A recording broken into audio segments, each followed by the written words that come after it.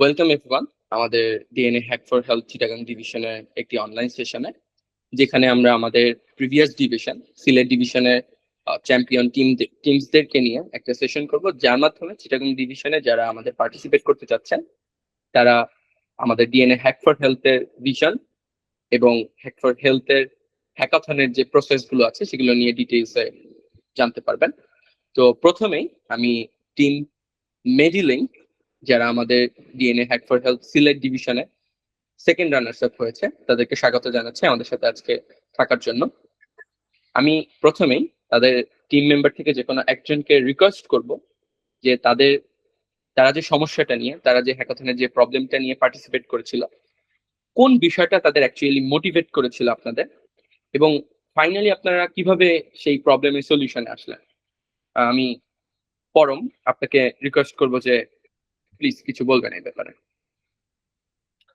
আম, সত্যিকার অর্থে বর্তমানে আমাদের যে গ্রোয়িং ইকোনমি, এই ইকোনমিতে আসলে হচ্ছে গ্রোয়িং যে হেলথ সিস্টেম, দেখা যাচ্ছে যে আমরা সত্যি কথা বলতে ধরেন হচ্ছে এটা হচ্ছে আমাদের একটা রিয়েল লাইফের একটা ইনসিডেন্ট থেকে হচ্ছে আমরা বিষয়টা হচ্ছে ইন্সপায়ার্ড। অর্থাৎ আমাদের যে লিডার অর্থাৎ সাদমান সাকিব অর্ণব, সে হচ্ছে একটা জিনিস খেয়াল করেছিল যে কয়েকদিন আগে, অর্থাৎ আমরা মেডিলিংকের যে চিন্তাটা আমাদের মাথায় আসে কয়েকদিন আগে, ওসমানী মেডিকেলে একটা ইনসিডেন্ট হয়। সেটা হচ্ছে একজন রোগী হাসপাতালে আসেন। তো হাসপাতালে এসে দেখা যায় যে উনি হচ্ছে মানে সাপে কামড়, মানে একটা সাপ হচ্ছে ওনাকে কামড় দিয়েছিল। তো এই অ্যান্টিভেনমের জন্য উনি হাসপাতালে আসেন, কিন্তু আসার পরে যেটা হয় দেখা যায় যে অ্যান্টিভেনম ছিল না, যার জন্য হচ্ছে যে ওই পেশেন্টটা ওই হসপিটালে মারা যায়। ওনার হাতে সময় বেশি ছিল না। তো এখান থেকে আর কি আমাদের মাথায় প্ল্যানটা আসে যে হচ্ছে হোয়াট ইফ এরকম একটা সফটওয়্যার বা এরকম একটা অ্যাপ্লিকেশন থাকতো বা ওয়েব বেসড অ্যাপ্লিকেশন থাকতো, যেখানে হচ্ছে আপনি একটা হাসপাতালের যেই মেডিসিনের অ্যাভেলেবিলিটি বা হচ্ছে যত সুযোগ সুবিধা আছে, যেমন হচ্ছে আইসিইউ বা হচ্ছে অন্যান্য যত অ্যান্টিবায়োটিক্স বা হচ্ছে এরকম মেডিসিনস আছে, এগুলোর অ্যাভেলেবিলিটি সম্পর্কে যাতে আপনি একটা অ্যাপের মাধ্যমে যাতে জানতে পারেন, সেটার জন্য হচ্ছে যে ইনিশিয়েটিভটা, এটার জন্য আর কি আমাদের মাথায় এই অ্যাপের যে আইডিয়া সেটা আসে। অসাধারণ।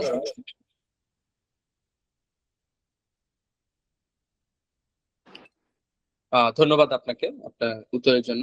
আসলে আমাদের প্রত্যেকটি প্রবলেমেরই একটা শুরু থাকে, যেটা আমাদের সাথে শেয়ার করলেন। সেই প্রবলেমের শুরু এবং সেই প্রবলেমটাকে তারা কিভাবে অ্যাপ্রোচ করে একটা সলিউশনের দিকে আগালো। তো এর পরবর্তীতে আমি যেটা জানতে চাইবো যে এই প্রবলেমটাকে সলিউশনের দিকে নিয়ে যাওয়ার জন্য হয়তো আপনারা কিছু স্টেপ ফলো করেছিলেন। আপনাদের আইডিয়া স্টেজ থেকে একটা বাস্তবে রূপ দেওয়া বা হ্যাকাথন প্রোগ্রামে আসার মতো রেডি করার যে প্রসেস গুলো থাকে, সেই পর্যায়গুলোতে আপনারা কিভাবে আহ, কাজ করেছেন।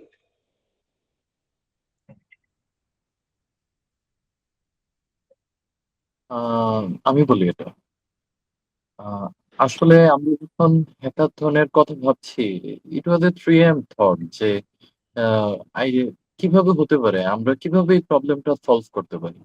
যখন মাথায় আসলো যে এখন সবার হাতেই ফোন আছে, তাহলে আহ কেন না এটাকে একটা উবার বেসড মডেল বা ফুড পান্ডা বেসড মডেলে কেন এটাকে কনভার্ট করা যাচ্ছে না। আমরা চেষ্টা করেছি এটাকে হেলথ কেয়ার যে চেইনটা আছে এটাকে অপটিমাইজ করার জন্য। আমরা চেষ্টা করেছি হাসপাতালের যেসব ইনফো আছে, যেসব ইনফো হয়তো আপনার পেতে বিভিন্ন সাইট ঘোরাঘুরি করা লাগতো, কিন্তু তাও আপনি পেতেন না। আর সবাই তো এত এডুকেটেডও না যে এতগুলো কোয়েশ্চেন বা এতগুলো সোর্স থেকে ডেটা কালেক্ট করতে পারবে। এই ডেটাটাই আমরা একটা সিম্পল ইউআই এ আমরা কনভার্ট করে ফেলছি। তো এটাই ছিল আমাদের অ্যাপ্রোচ, যে মানুষের কাছে সহজে পৌঁছানো।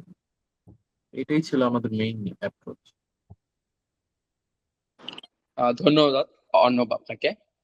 তো আমাদের মেডিকেল সেক্টরে যেটা হয়, যারা মেডিকেল স্টুডেন্ট থাকে তারা অল টাইম বিভিন্ন প্রফ হোক, পড়াশোনা হোক, মেডিকেল টিচাররা হোক, তাদের পেছনেই মোস্ট অফ দ্য টাইম তারা ব্যয় করে। সেই ক্ষেত্রে এই যে একটা বাবল তৈরি হয়, সেই বাবল থেকে বের হয়ে আমাদের যে রিয়েল ওয়ার্ল্ড প্রবলেম গুলো আছে সেগুলো নিয়েও যে কাজ করা যায়, তার একটা বড় উদাহরণ মেডিলিং। তো আমি আপনাদেরকে নেক্সট যে কোশ্চেনটা করতে চাই সেটা হচ্ছে যে আপনাদের সলিউশনটা বিল্ড আপের সময় অবভিয়াসলি কোনো টেকনিক্যাল ইস্যুস হোক, যেটা কোডের দিক থেকে হতে পারে বা ইমপ্লিমেন্টেশনের দিক থেকে হতে পারে, টেকনিক্যাল কোন বিষয়টা আপনাদের সব থেকে বেশি হার্ডেস্ট মনে হয়েছে প্রবলেমটা সলিউশনের দিকে আগানোর সময়? টেক স্ট্যাকের দিক থেকে বললে আমার মনে হয় বেটার হয়। টেকনিক্যাল যেই দিকটা সবচেয়ে বেশি কঠিন ছিল সেটা ছিল ডেটা কালেকশন। ডেটা, এটা হিউজ ডেটা ছিল, আর এটার উপর মানুষের লাইফ লাইফ ডিপেন্ড করে। তো কোনো ভুল ডেটা চলে যাবে বা এমন কোনো ভুল ইনফো আমরা মানুষের কাছে পৌঁছাবো, সেটা কোনো মতেই কাম্য না। এর জন্য এটা আমাদের সবচেয়ে বড় চ্যালেঞ্জ ছিল যে আমরা এটা ক্রস চেক করছি কিনা, যে এই ডেটাটা যেটা মানুষের কাছে যাচ্ছে এটা 100% ট্রু অর নট। ধন্যবাদ আবার আপনাকে। আমরা কিন্তু ডিএনএ হ্যাক ফর হেলথে যারা যে সকল টিমগুলো আমাদের সাথে অংশগ্রহণ করছে, যাদের সাথে আমরা নিয়মিত কাজ করছি বা সামনে কাজ করব, তাদের সকলকে আমরা হ্যাকাথনের সময়ে এবং হ্যাকাথন পরবর্তী সময়ে বিভিন্ন ধরনের ডেটা দিয়ে হেল্প করে থাকি। যেমন আমাদের সাথে ডিজিএমআইএস এবং ডিজিএমইর পার্টনারশিপ রয়েছে, যারা পুরো বাংলাদেশে বিভিন্ন মেডিকেল কলেজ হোক বা বিভিন্ন মেডিকেল ইনস্টিটিউশন হোক তাদের সাথে মিলে কাজ করে। তো তাদের কাছে যে সকল মেডিকেল হিস্টোরি রয়েছে সেগুলো আমরা চেষ্টা করছি যে হ্যাকাথনে যারা পার্টিসিপেট করবে তাদেরকে প্রোভাইড করা, যেন তারা একটা প্রপার সলিউশন বিল্ড আপ করতে পারে। পাশাপাশি যারা আমাদের সাথে সংযুক্ত হচ্ছে, বিজয়ী হচ্ছে বা বেস্ট আইডিয়া গুলো আমরা পিক করতে পারছি আমাদের সামর্থ্যের মধ্যে থেকে, সেই জায়গা থেকে সে সকল টিম গুলোকে আমরা চেষ্টা করছি যে ইনকিউবেশনের মধ্যে এনে ফিউচারে তাদের এই আইডিয়া গুলোকে অ্যাকচুয়াল বিজনেসে পরিণত করার জন্য বাহিরে থেকে হোক দেশের মধ্যে থেকে হোক বিভিন্ন মানুষের সাথে কানেক্ট করে ইনভেস্টমেন্টের মাধ্যমে আমাদের আইডিয়া গুলোকে একটা স্টেজে নিয়ে যাওয়ার জন্য, যেন এগুলো সত্যি সত্যি শুধুমাত্র আইডিয়া কিংবা হ্যাকাথন প্রোগ্রাম গুলোতে নয়, অ্যাকচুয়াল রিয়েল ওয়ার্ল্ডে ইমপ্লিমেন্টেশন হয় এবং মানুষের সত্যিকারের প্রবলেম গুলো সলিউশন হয়। তো আমার নেক্সট কোশ্চেন থাকবে পরম আপনার প্রতি, সেটা হচ্ছে যে what aspect of your project do you consider your unique innovation? আপনাদের আইডিয়াটা অবভিয়াসলি একটা দারুণ সমস্যা সলিউশন করছে, দারুণ ভাবে মানুষদেরকে হেল্প করার একটা স্বপ্ন দেখাচ্ছে।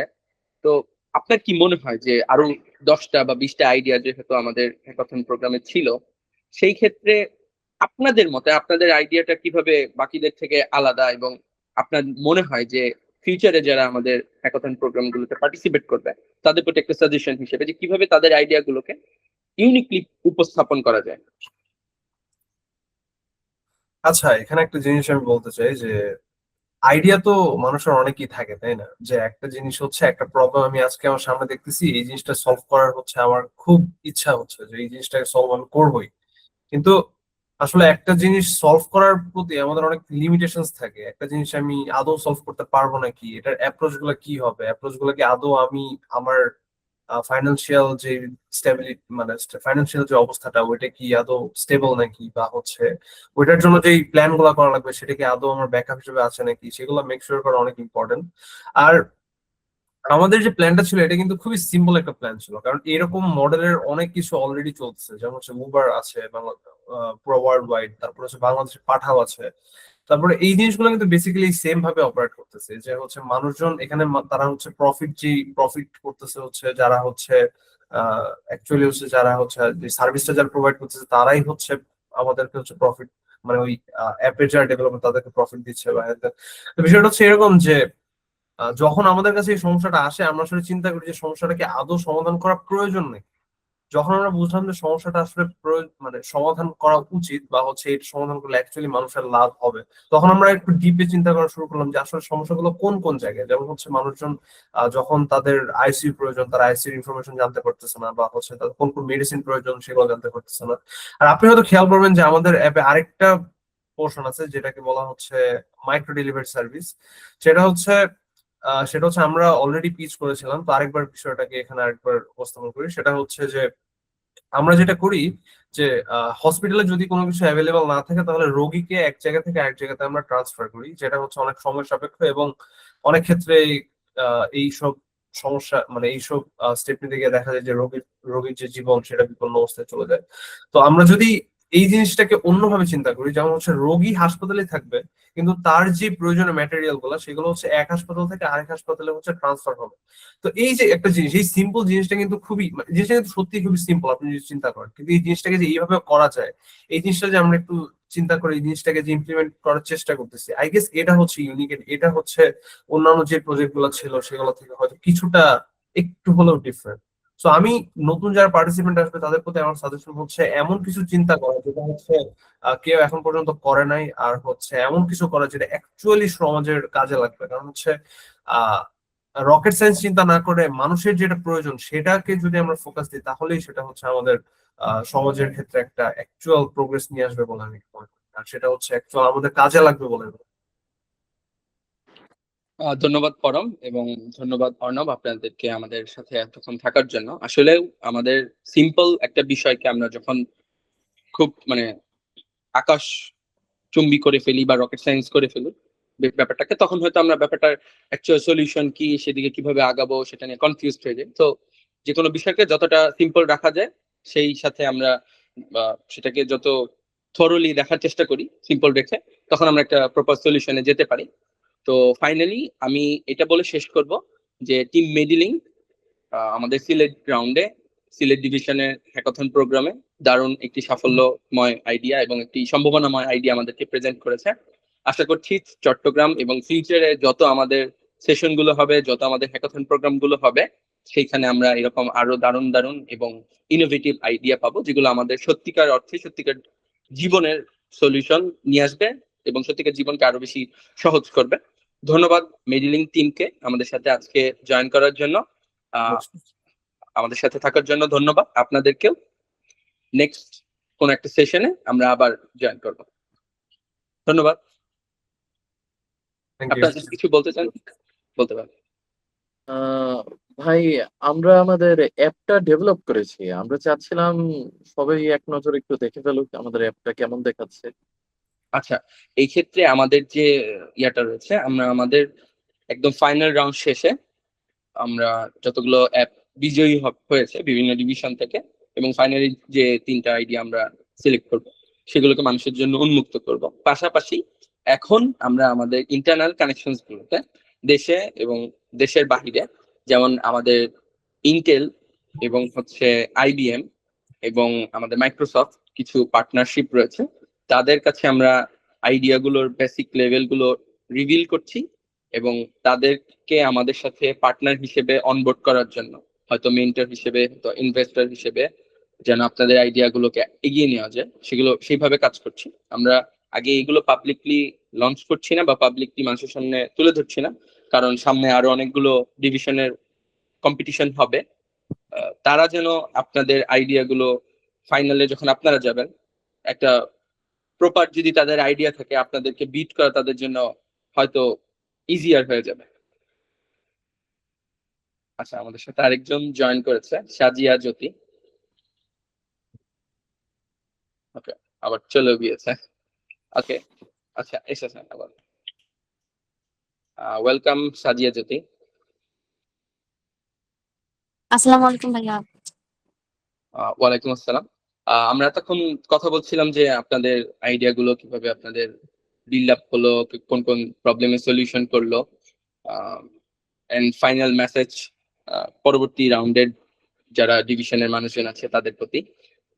টিম মেডিলিংকে আবারও ধন্যবাদ। আমাদের সাথে সাজিয়া জ্যোতি, পরম এবং অর্ণব যারা টিম মেডিলিং থেকে ছিলেন, তাদেরকে ধন্যবাদ জানিয়ে আজকের সেশন শেষ করছি। ধন্যবাদ। Thank you.